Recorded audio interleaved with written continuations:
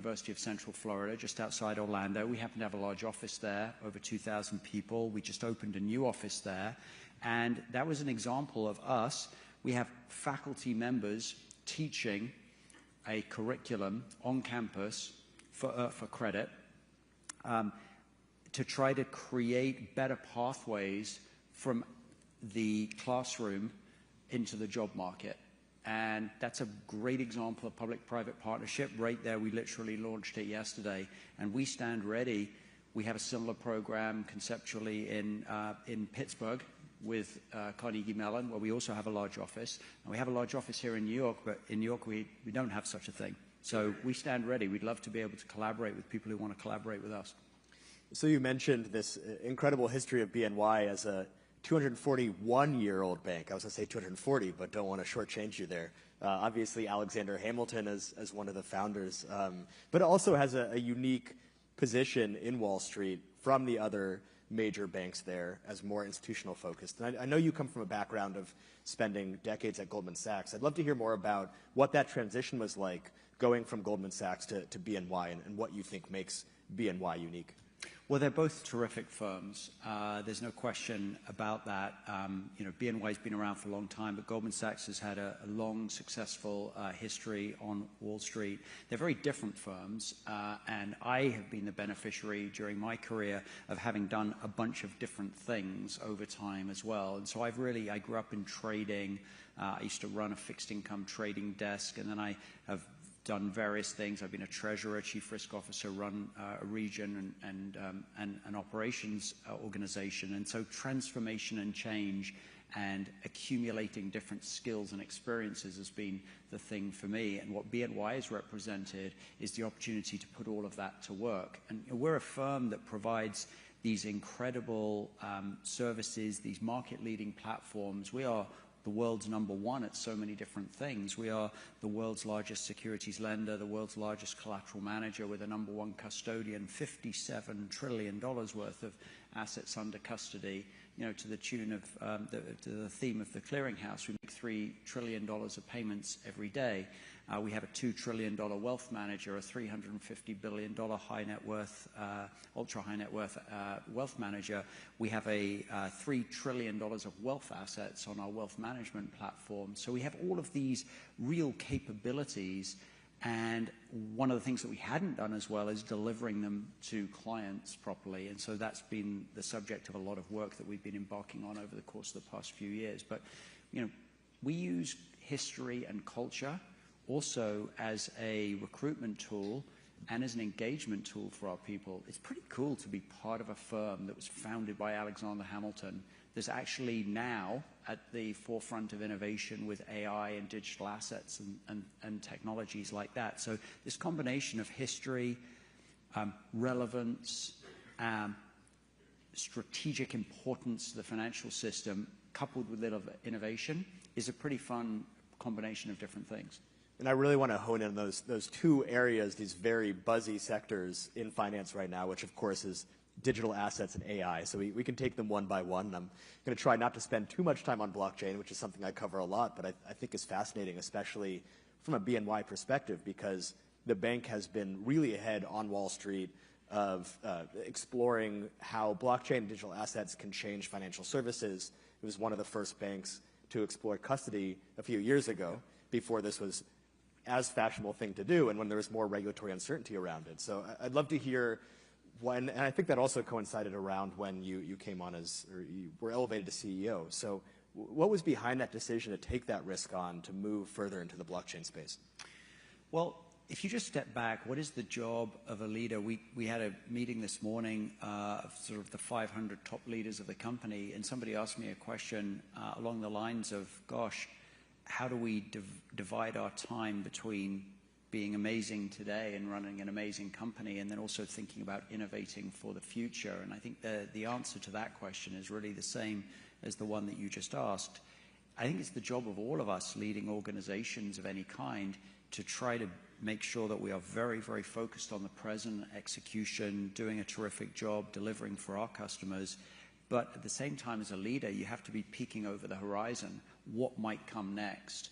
What are the things that are either great opportunities or great disruptions, and never fall into the trap of sticking one's head in the sand. And if you look at all of the stories of big corporate disruption over time, there were often warning signs that came before the great disruption. And so, you know, the famous Kodak example, you know, they knew everything that they needed to know. Heck, they invented the thing, the digital camera, essentially, the technology to be able to capture digital images, and they essentially saw it as disruptive, and they kind of buried it.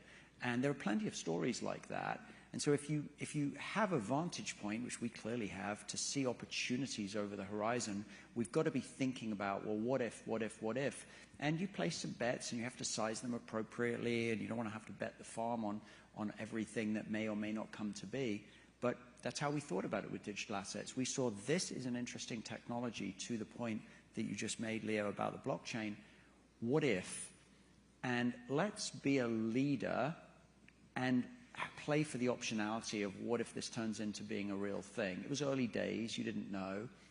Even today, maybe we don't completely know. But having invested early gave us an advantage. And guess what happened? Firms that really were very passionate about the topic, they saw us as open-minded.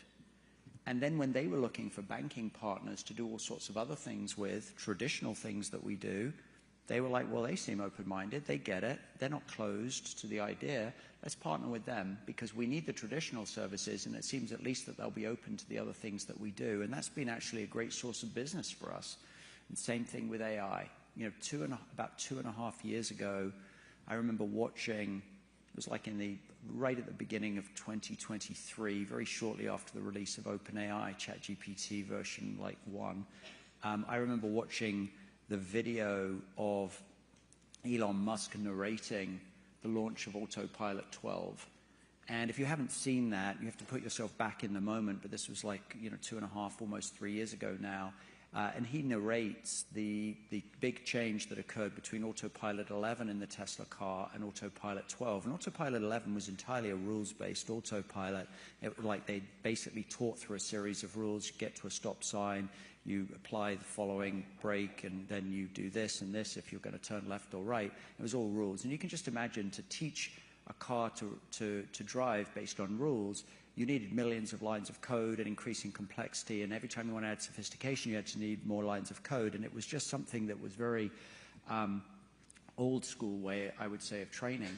And they basically junked it. And with Autopilot 12, instead, they just taught the car to drive by watching millions of hours of video, which they had because they had been forward-thinking enough to record all the drives, which has been a feature of Tesla since the beginning. And as a result, they taught the car to drive using AI, and the technology of 5 years before didn't allow for it, but the technology of that moment did. And that, to me, was just okay, fine. So we're going to be able to teach AI to basically do most things over time. It'll be a maturity curve. And we just decided it was going to be incredibly important to us, and we've invested. And again, we've tried to really lean into something that, in that case, we felt was going to be completely inevitable. Yeah, and we'll get to AI and ELIZA and the work that BNY is doing there. But with blockchain, I know that the first products were around custody, or being able to hold crypto assets for other clients. Obviously, there's been a lot of progress recently on tokenization, or being able to take traditional assets and put them on the blockchain. As someone who works so much in risk, how do you weigh risk innovation, especially when it comes to something like custody, and deciding which assets you're going to start working with and which ones you want to stay away from right now? Well, all innovation has risk associated with it. And I don't mean to be pithy, but to not innovate is very risky too. And I think that mindset is one that we breathe in. You've got to innovate in a smart, sensible way. You always have to have guardrails around innovation. It doesn't matter if it's AI or digital assets or anything. You don't want people to go absolutely crazy, especially not in a regulated firm. But it is important to create a sense of risk as a partner to innovation, and that's how we've organized ourselves. Our first-line teams, our business commercial teams, they work very closely with risk in designing what we're going to do, because you want the risks mitigations and guardrails built in. You don't want this to be some afterthought. You want the best type of product development is one that inherently includes the risk elements to it. And so that's a philosophy, I think, that we're increasingly trying to embrace in the company. But I think about digital assets as really covering three different frontiers, and this goes to the talk about choices. So first of all, there are groups of assets that don't enjoy high mobility in the financial system. Maybe they don't operate 24 hours a day, they're not 365, maybe there's sort of batch process associated with it in the background, cross-border things can be clunky. And so this whole topic of how can blockchain improve the mobility of money and assets? And that's bucket number one for me. And there are plenty of examples, maybe more true here in the US than in some other countries, where we've created inefficiencies in the system as a collective community of the financial services industry, and it therefore creates a big use case for digital assets because it's like, hey, you know what, there's not a ton of theoretical opportunity for doing it, but because it may be the market closes at 5, well, you know, and you want to trade at 9 o'clock, that might be difficult in traditional rails. So there are plenty of examples of that. Moving money is one of them, because moving money is not a 24-hour instant payment 365 thing in the US. It is in some other countries, but we've created an opening for digital assets to be able to succeed in the money movement business in the United States, because frankly of a lack of innovation that had occurred in the course of the past 10, 15 years, whereas there are other countries that I think that have innovated more rapidly in faster immediate payments base than the US has. And that's a pity. It's not too late, but we should really get on that if we want to make sure that traditional money movements continue to dominate in the financial system in the next 10 years. So mobility of assets is bucket number one. The second bucket is assets that are clunky in the traditional financial rails.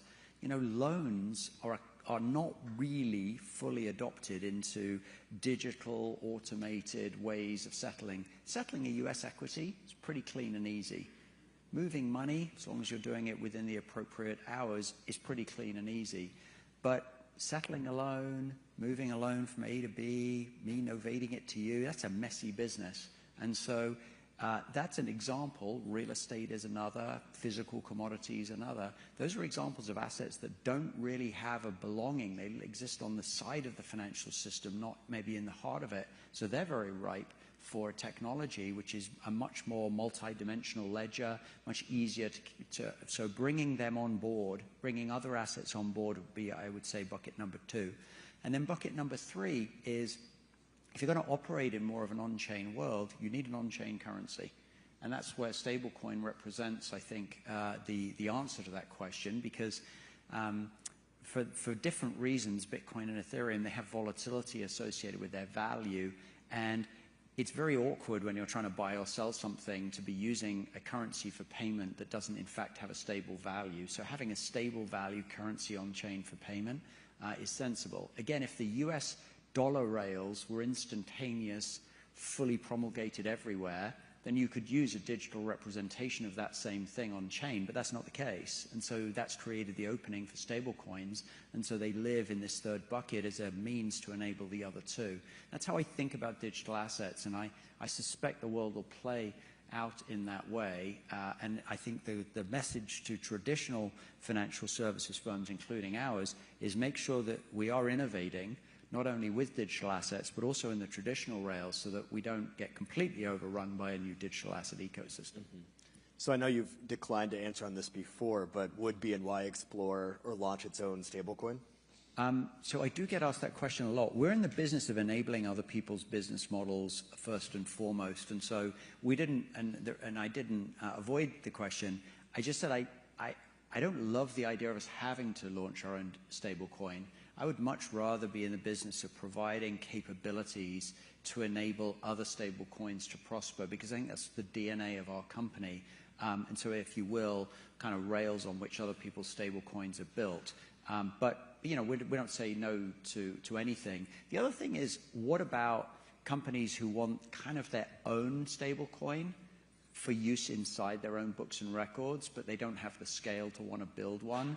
and maybe for some reason or another they don't want to use somebody else's. Maybe they would want to use a white label technology from us, and so that's something that we also are quite open to. So we're in the enablement business. That's what our platforms and businesses are about. They're about enabling our customers, and we've got a lot of these other stablecoin operators and issuers who are very significant customers of ours, and we're very happy and proud to support their businesses. We get to support them with all the other things that we do: payments, custody, asset management, on-ramps, off-ramps, and being this bridge between the digital asset rails and the traditional rails is a good place for us to be.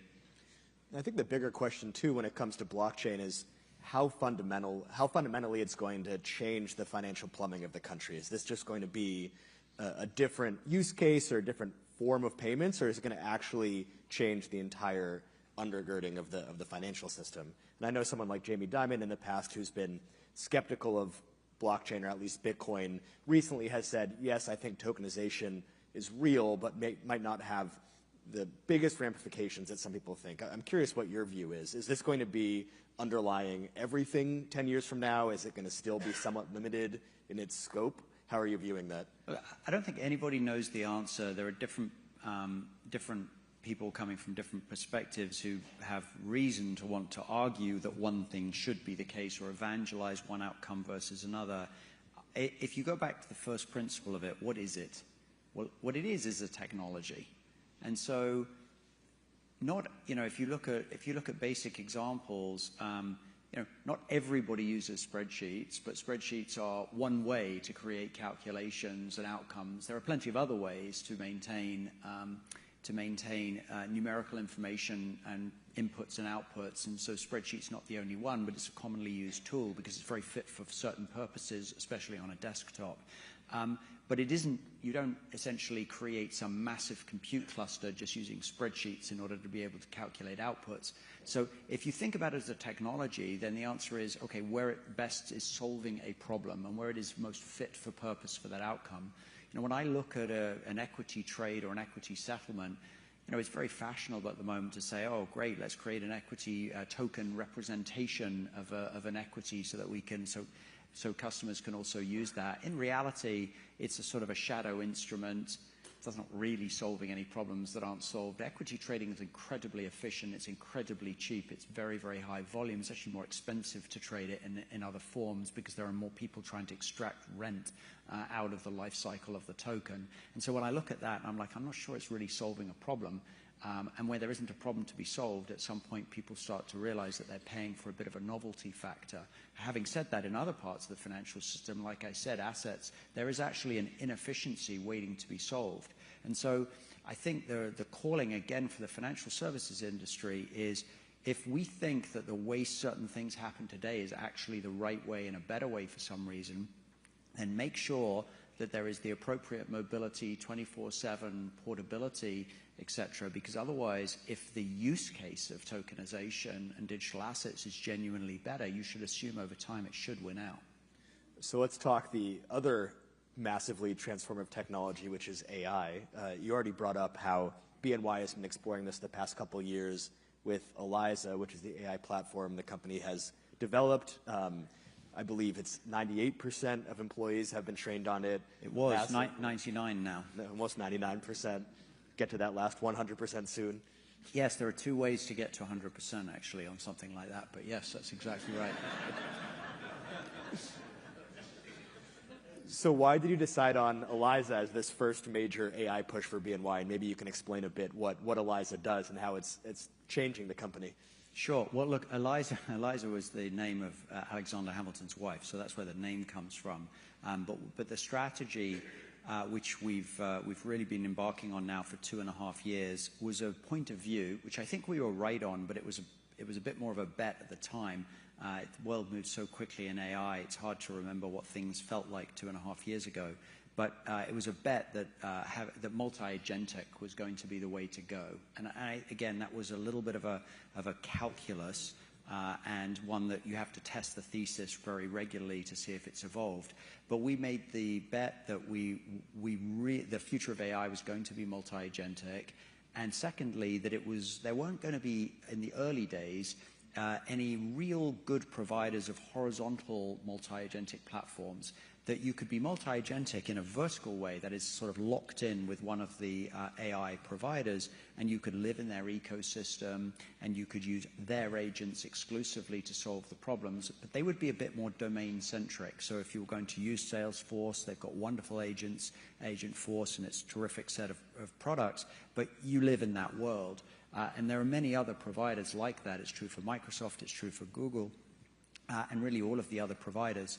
But if you wanted to have avoid being stuck in one of those beautiful walled gardens and actually wanted to be more horizontal, then we wanted to have our own horizontal platform in which we could plug in all of those other agents, and those agents would be able to operate in our ecosystem. And so we would be able to take full advantage of other people's agents, but we wouldn't be confined to just using either one set of agents or to have a series of different walled gardens that didn't connect and talk to each other, which we saw as a potential risk. So hence the strategy.